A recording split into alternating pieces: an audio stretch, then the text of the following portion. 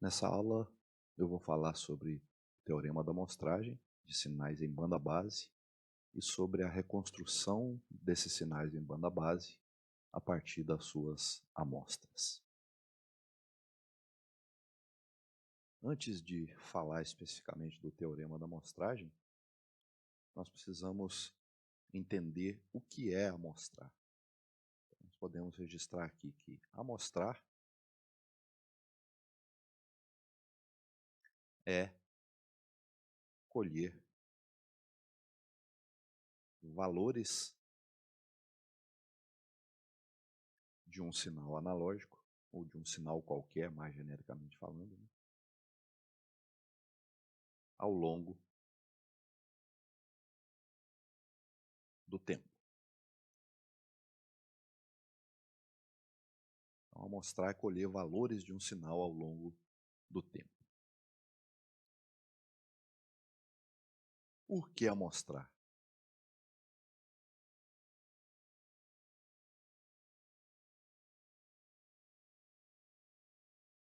Nós amostramos como parte de um importante processo utilizado não somente em telecomunicações, mas em várias outras áreas, que é o processo de conversão analógico-digital.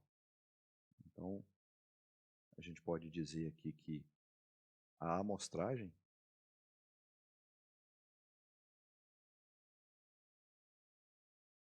é parte integrante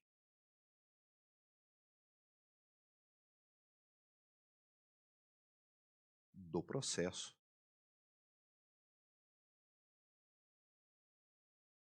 de conversão analógico digital. A gente vai representar o termo conversão analógico digital pela sigla A barra D.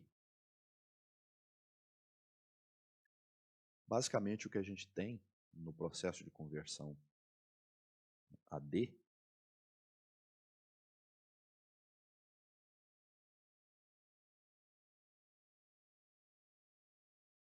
a gente tem um sinal analógico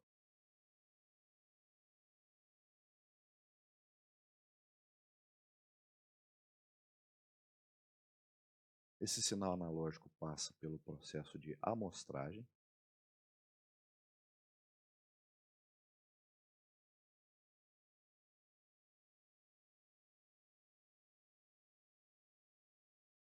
Em seguida, a gente tem um processo chamado de quantização.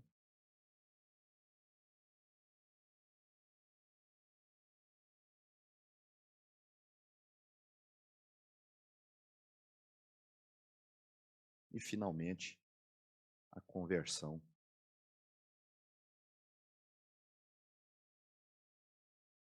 de tensão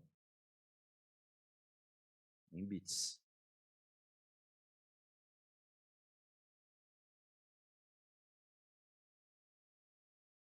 Então, isso tudo gera ou faz com que a gente tenha aqui na saída bits que representam esse sinal analógico.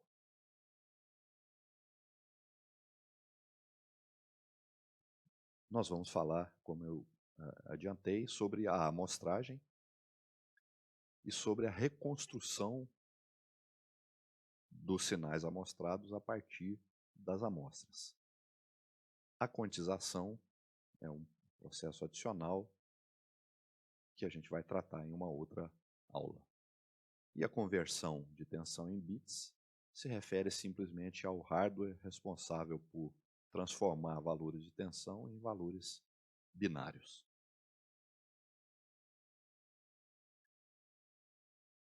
Bom, a amostragem ela é realizada, como eu disse, colhendo valores de um sinal ao longo do tempo. Então, se eu tenho um sinal analógico como esse que foi desenhado aí, as amostras típicas desse sinal são da seguinte maneira. Então, amostras típicas. Então, se eu tenho um sinal analógico assim, vamos supor que aqui seja nível 0, as amostras desse sinal são valores tomados a intervalos regulares, né? A amostragem pode ser feita a intervalos não regulares, mas nós não vamos tratar desse caso.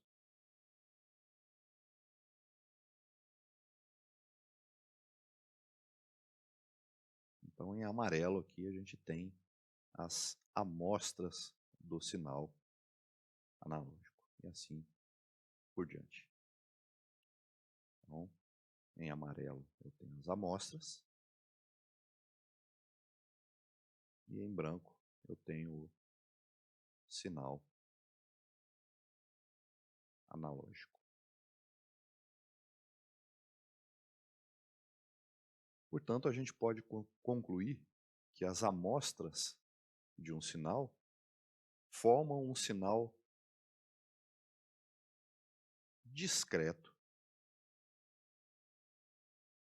no tempo.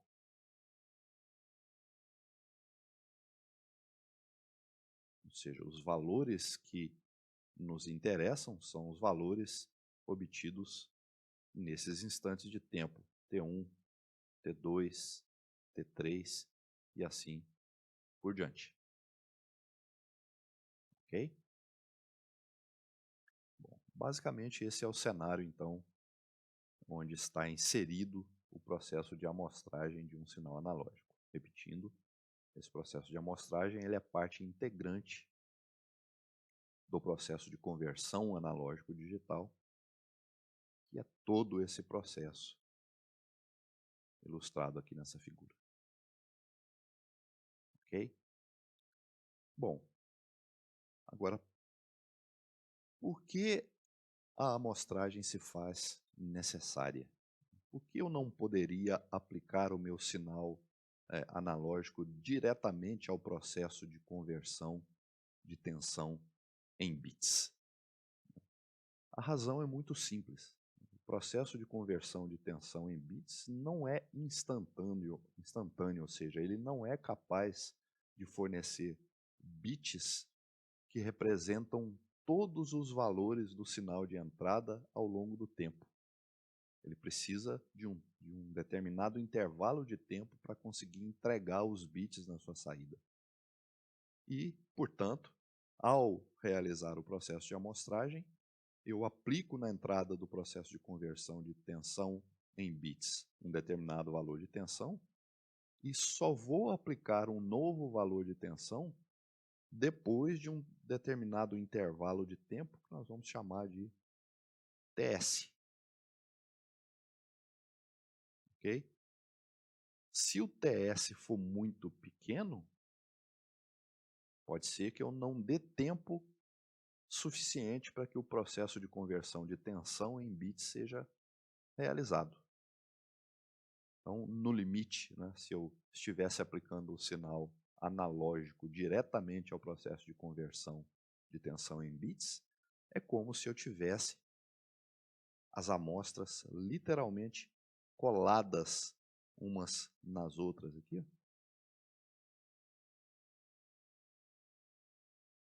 Ok? De tal forma que, nesse caso, eu teria um TS tendendo a zero. Se o TS tende a zero, eu não dou, como eu disse, tempo suficiente para que o processo de conversão de tensão em bits seja realizado. Então, essa é a razão pela qual a gente necessita realizar a amostragem antes da conversão de tensão em bits. Para entender o processo de amostragem, nós vamos precisar recapitular alguns conceitos relacionados à série de Fourier. E esses conceitos são os seguintes. A gente pode dizer que um sinal periódico P de T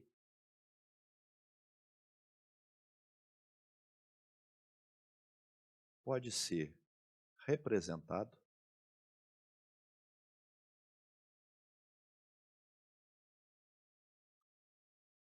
pela série de Fourier.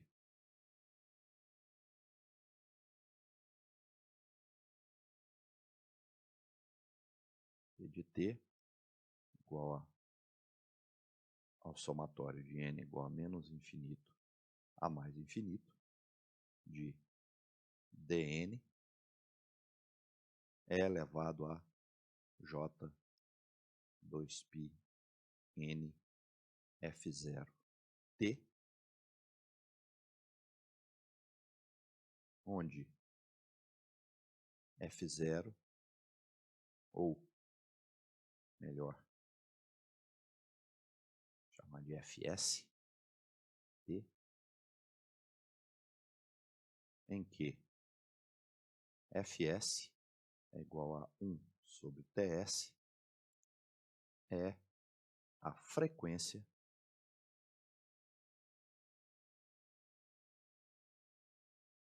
do sinal P de T,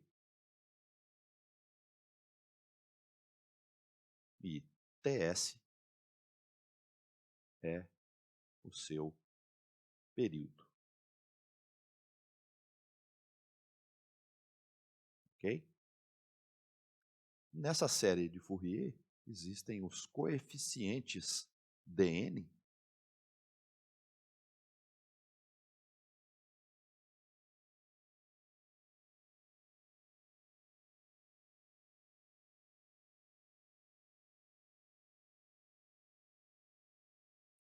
que são dados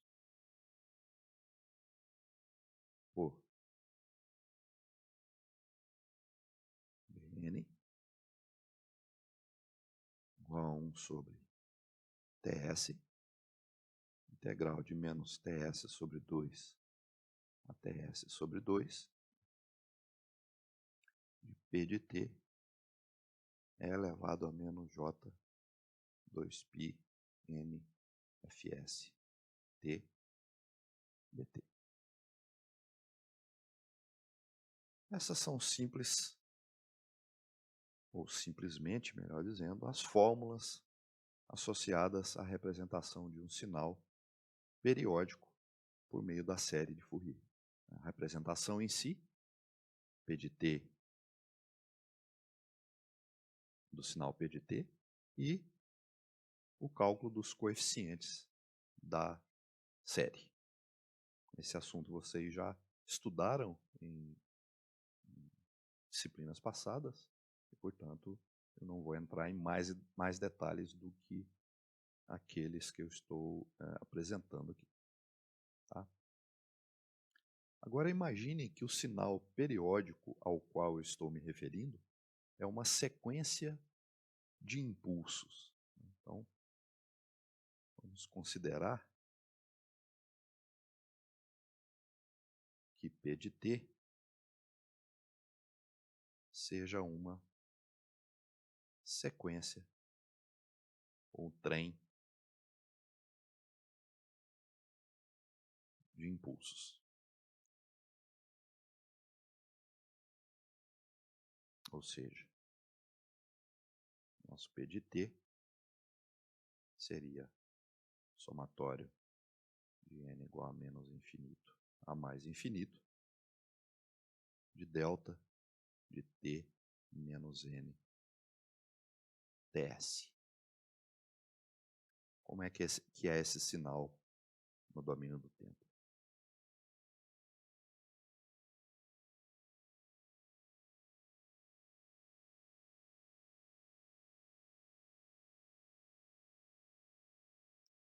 Esse sinal é assim.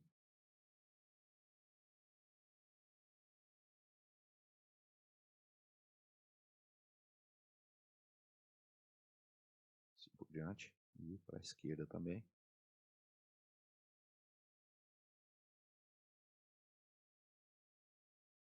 Aqui o zero.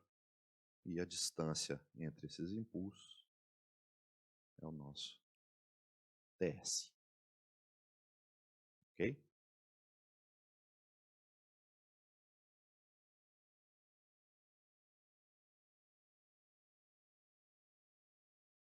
Agora vamos considerar um sinal analógico qualquer.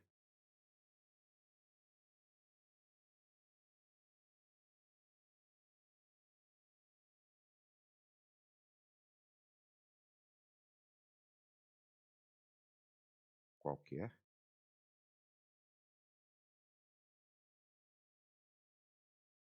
G de T. Então, vamos supor que o G de T seja um sinal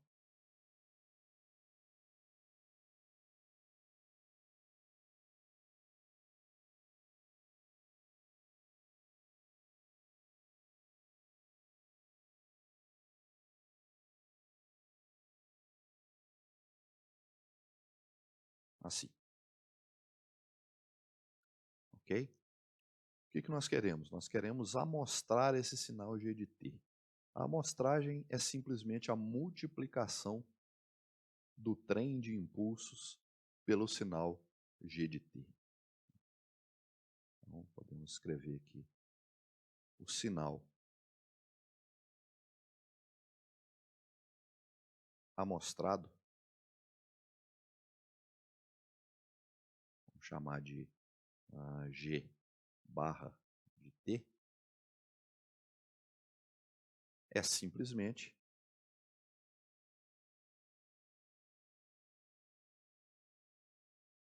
a multiplicação, ou o resultado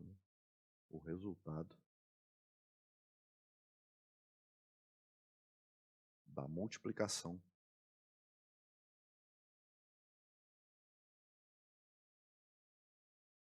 de G de T pelo trem de impulsos. Ou seja, G barra de T, que é o nosso sinal amostrado, é igual a G de T, que é o sinal analógico, vezes a sequência de impulsos.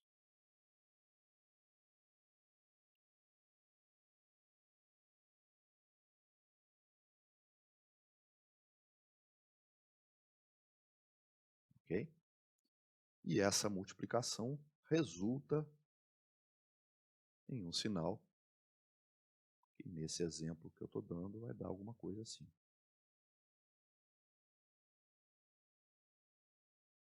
Zero, né, praticamente.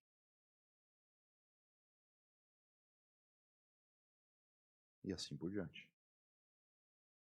Então, esse sinal que eu acabei de desenhar em verde é o nosso G barra de T, que é o sinal amostrado. Então, o sinal amostrado, G barra de T, é igual ao sinal contínuo G de T, vezes o trem de impulsos, que é o somatório de n igual a menos infinito a mais infinito, de delta de T menos n ts. E agora nós vamos escrever o sinal periódico correspondente ao trem de impulsos usando a série de Fourier.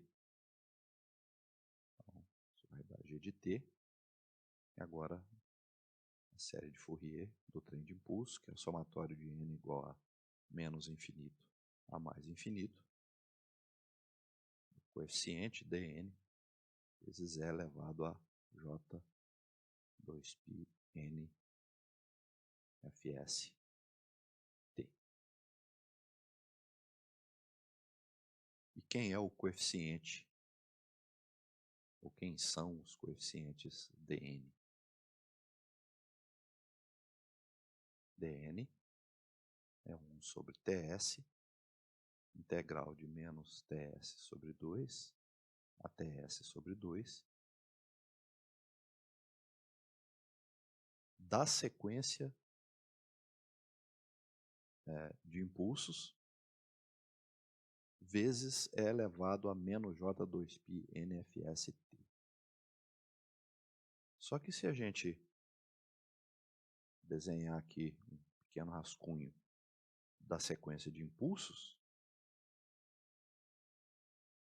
a gente percebe que de menos TS sobre 2 a TS sobre 2 existe apenas um impulso, que é, portanto, delta de t.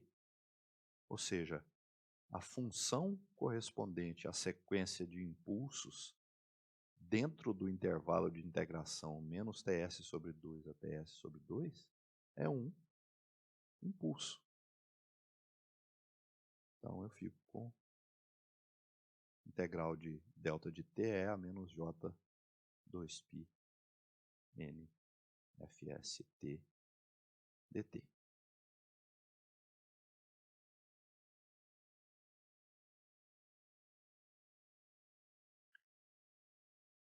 Nessa integral, a gente tem uma função, que é E a menos J2π NFST, vezes um impulso. E a integral de uma função vezes um impulso é o valor da função no momento de ocorrência do impulso. O impulso delta de t existe em t igual a zero apenas. Para t igual a zero, né, se eu fizer aqui t igual a zero, eu fico com E elevado a zero. E elevado a zero dá 1, portanto, toda essa integral aqui vale 1. Ok? E, portanto, o coeficiente dn é igual a 1 sobre ts.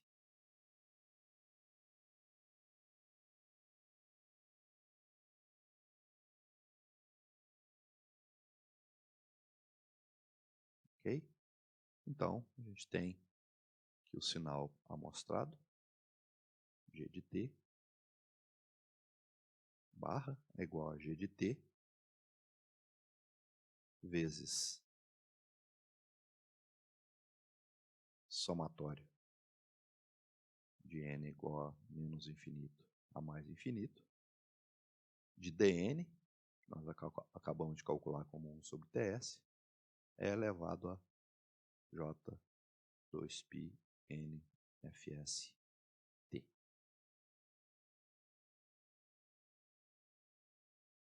Nosso objetivo agora é determinar quem é o sinal amostrado no domínio da frequência, ou seja, quem é g barra de f. Okay? G barra de f é a transformada de Fourier de g barra de t, que é a transformada de Fourier de tudo isso que está aqui. Mas veja bem, g de t vezes o somatório de 1 sobre ts, etc., é a mesma coisa que o somatório de g de t, etc. Ou seja, eu posso pegar essa função g de t e colocar dentro do somatório.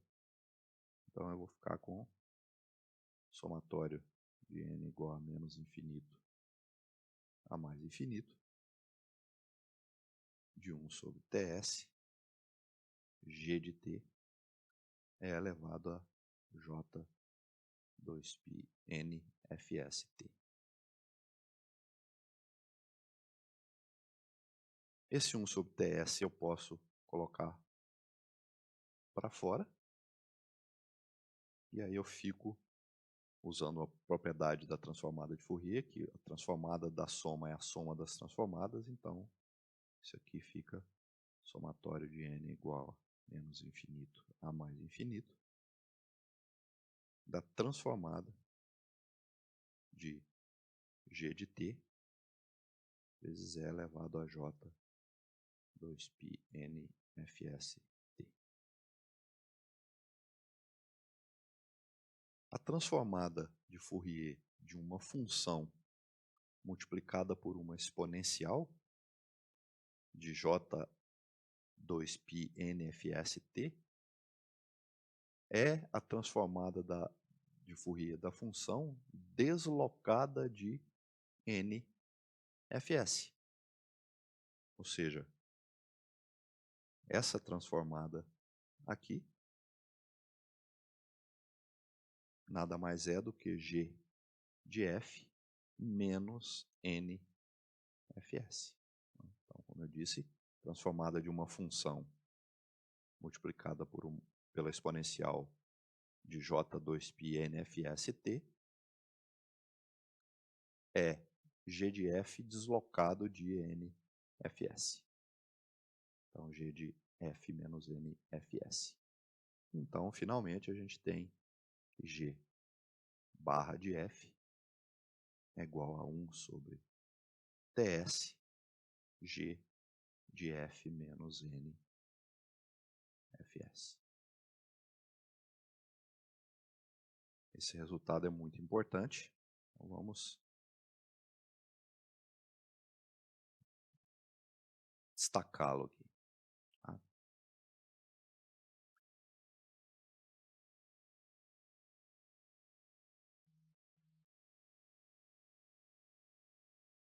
Bom, então qual é a situação que a gente tem? Vamos supor que esse seja o nosso sinal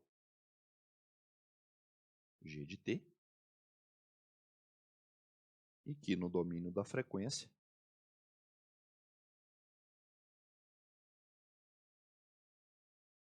a gente tenha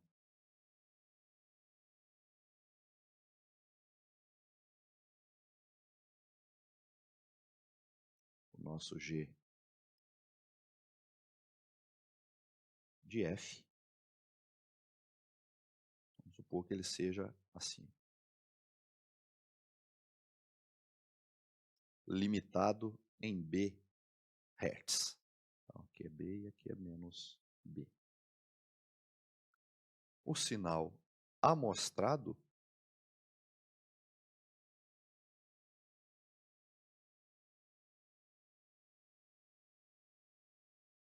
G barra de T vai ser composto por amostras, né, do G de T. Vamos supor que dê algo mais ou menos assim.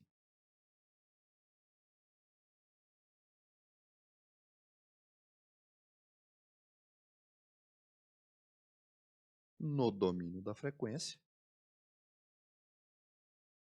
como consequência da interpretação dessa expressão, a gente vai ter réplicas do G de F.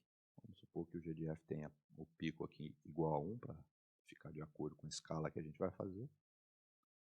Então, o G barra de F é composto de réplicas de G de F deslocadas de múltiplos inteiros de Fs. Só esqueci de um detalhe importante aqui nessa expressão, eu vou corrigir. Faltou o somatório aqui.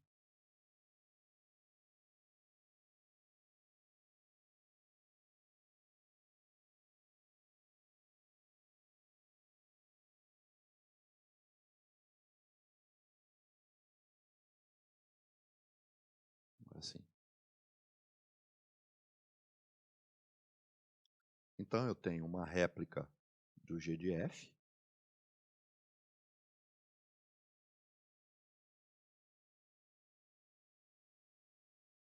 escalonada aqui por 1 sobre Ts em F igual a 0.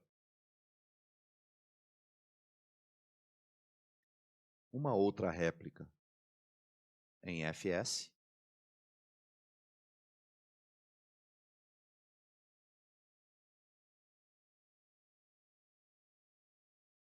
e assim por diante, Vou estender um pouquinho esse eixo aqui para ficar mais claro.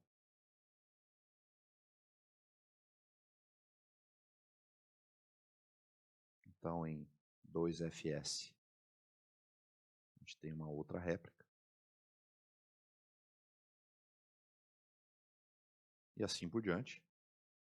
E para a esquerda a mesma coisa. Em menos fs eu tenho mais uma réplica. E também assim por diante para a esquerda. Ok? Então, no domínio da frequência, o processo de amostragem gera réplicas do espectro do sinal original deslocadas de múltiplos inteiros da frequência de amostragem. O que é interessante a gente notar nessa figura? Percebam que o espectro do sinal original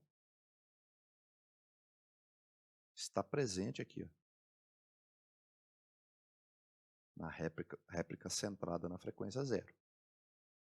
Por que isso é importante?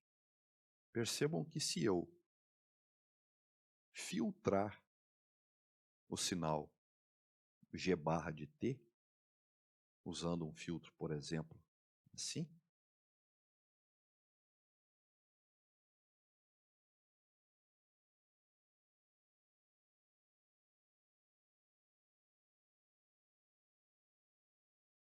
né, que seria então um filtro, passa baixas,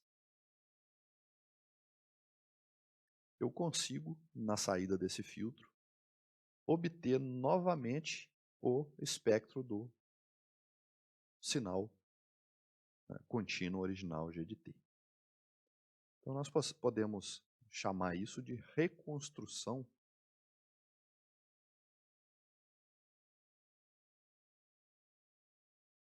de G de T a partir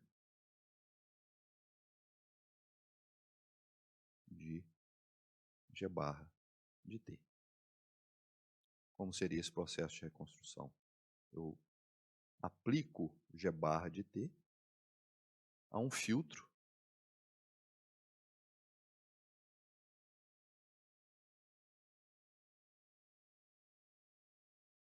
e como resultado eu obtenho o G de T. Como que é esse filtro de reconstrução?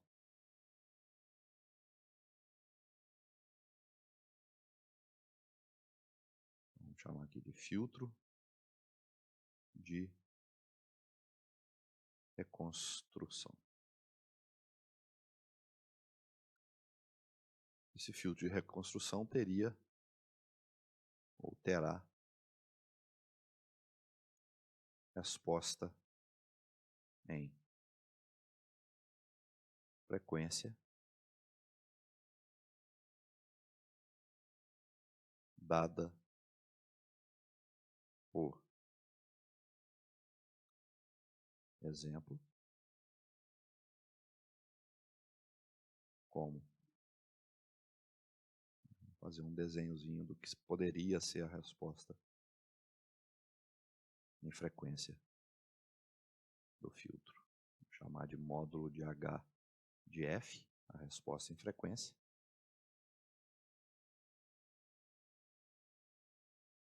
E ela poderia ser algo, por exemplo, assim.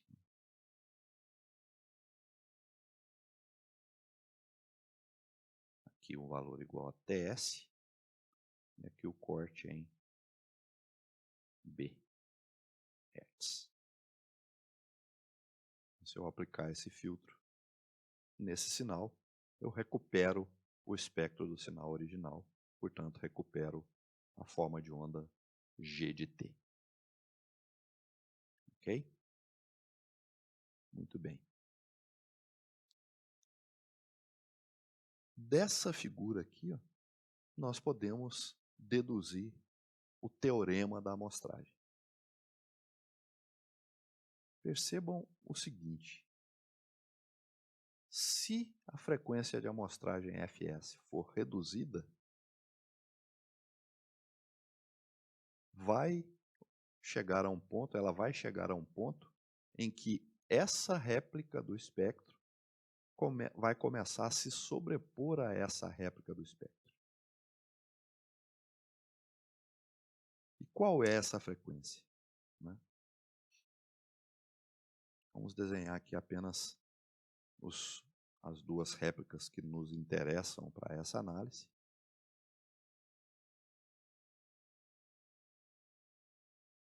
Que são a réplica central e a sua réplica imediatamente à direita.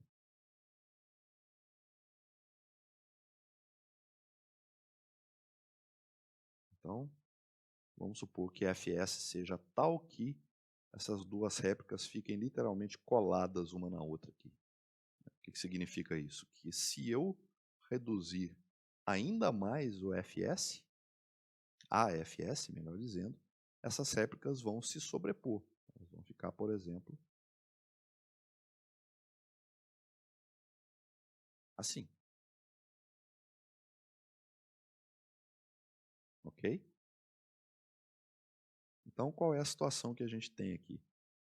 Percebam que esse ponto aqui ó, é o ponto B, né? Ou seja, a frequência, a largura de faixa do sinal G de T é de B Hz. Portanto, esse ponto aqui é B. Portanto, o Fs, nesse exemplo específico, é igual a 2B Hz.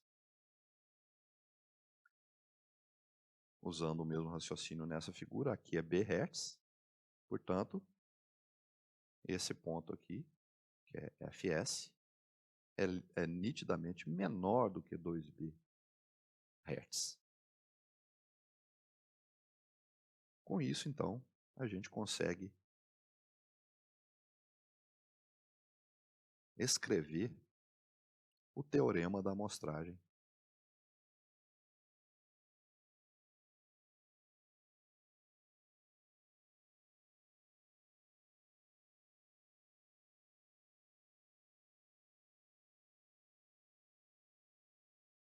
para sinais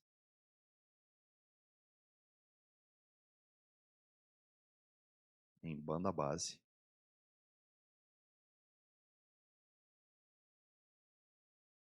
limitados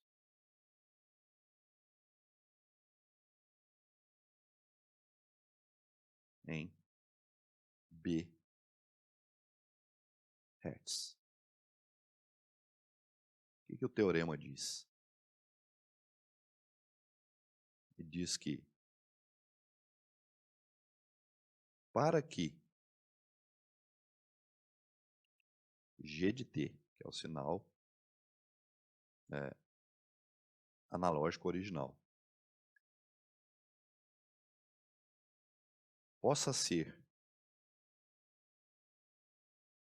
reconstruído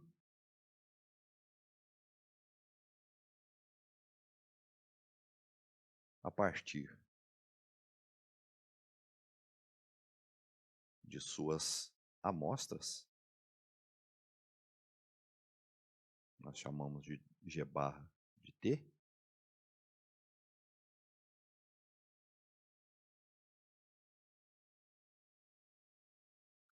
a frequência de amostragem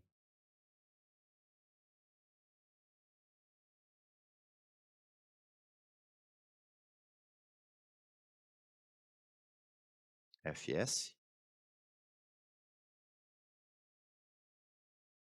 deve ser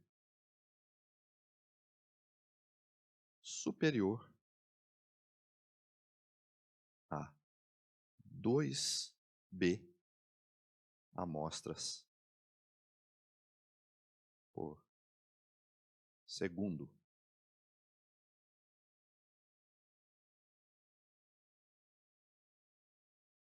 Ok? Porque se a frequência de amostragem não for superior a 2B amostras por segundo, vai ocorrer essa sobreposição entre as réplicas do espectro e essa superposição é chamada de aliasing, ou, em português, a gente poderia traduzir por mascaramento.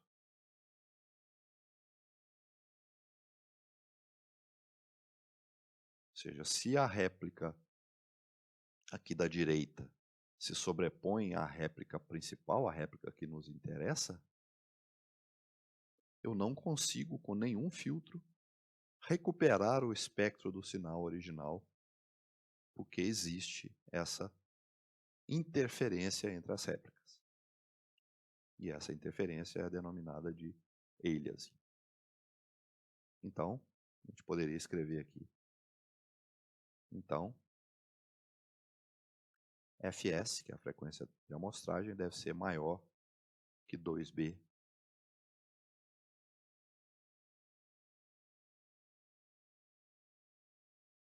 Se Fs menor ou igual a 2B, ocorrerá mascaramento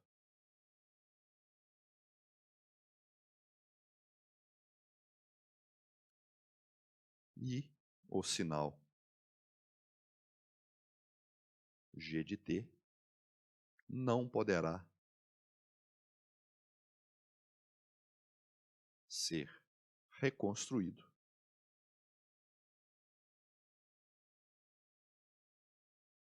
a partir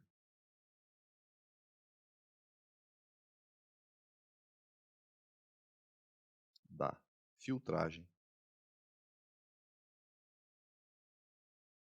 de G barra de T.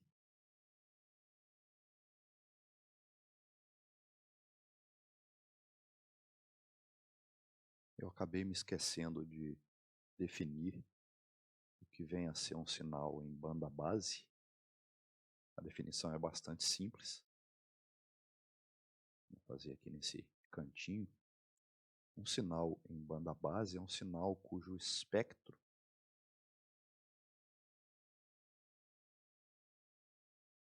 G de F está centrado em torno da frequência zero. Qualquer sinal que se encaixe nessa definição é chamado de sinal em banda base, em oposição ao que a gente chama de sinal em banda passante, que é quando o sinal está centrado em torno de uma frequência de portadora. Então, não é o caso que nós analisamos aqui no teorema da amostragem. Nós consideramos apenas um sinal em banda base. Então, nós vimos nessa aula que um sinal contínuo no tempo, no G de T, precisa ser amostrado antes que se faça a conversão desse sinal em bits, né? Ou seja, antes que se faça o processo de conversão analógico-digital. E a gente viu que existe um teorema que diz qual é a frequência de amostragem mínima que permite que o sinal amostrado possa ser reconstruído a partir de suas amostras. Então, se o sinal a ser amostrado tem largura de faixa de B Hz,